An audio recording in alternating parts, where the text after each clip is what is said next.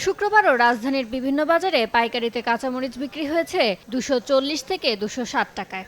একদিনের ব্যবধানে শনিবার সেই মরিচ বিক্রি হচ্ছে 300 থেকে 320 টাকায়, যার খুচরা বাজার দর ছাড়িয়েছে 350 টাকা। রাজধানীর মোহাম্মদপুর সাদেক খান কৃষি মার্কেট ঘুরে দেখা যায় এমন চিত্র। এছাড়া এদিন অন্যান্য সবজির মধ্যে করলা 70 থেকে 80 টাকা, ঢেঁড়স 50 থেকে 60 টাকা, পেঁপে 25 থেকে 30 টাকা কেজিতে বিক্রি হচ্ছে।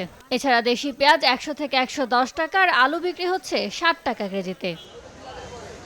ক্রেতাদের অভিযোগ, কিছু পণ্যের দাম স্থিতিশীল থাকলে অধিকাংশ দামই চড়া। তবে বিক্রেতাদের গলায় উল্টো সুর, তাদের দাবি বাজার আগের তুলনায় কমতির দিকে। ওই রকম কোনো দাম কমে নাই।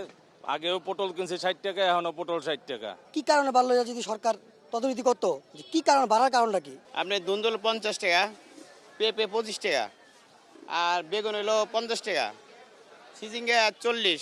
বেশি 110 টাকা, ইন্ডিয়ান বেশি 100 টাকা, আলু বেশি খুচরা বেশি 60 টাকা, পাল্লা হিসাবে বেচলে বেশি 56 টাকা। অর্ধেক পাউডারে দ্বিগুণ উজ্জ্বলতা, নতুন রিন অ্যাডভান্সড অর্ধেক পাউডারে দ্বিগুণ উজ্জ্বলতা।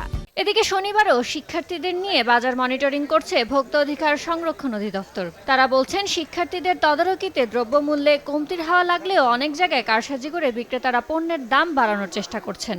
আজকে আসছি স্যারকে নিয়ে, দেখা যাক আজকে ভালো কিছু হবে। আগামীকাল থেকে হয়তো এর প্রভাবটা আমরা পাবো বাজারে। আশা করছি যে এই নিত্য প্রয়োজনীয় যে পণ্য সেগুলোর দাম পর্যায়ক্রমে আরো কমে আসবে এবং ভোক্তাগণের ক্রয় ক্ষমতার মধ্যেই আসবে। অন্যান্য যে বাজারগুলোতে আমরা দেখেছি ব্রয়লার মুরগি 140 টাকা সর্বোচ্চ রেটে বিক্রি হচ্ছে, এখানে এসে দেখলাম 170 টাকা কেজি, কিন্তু তাদের কোনো ক্যাশ মেমো এরা দেখাতে পারছে না।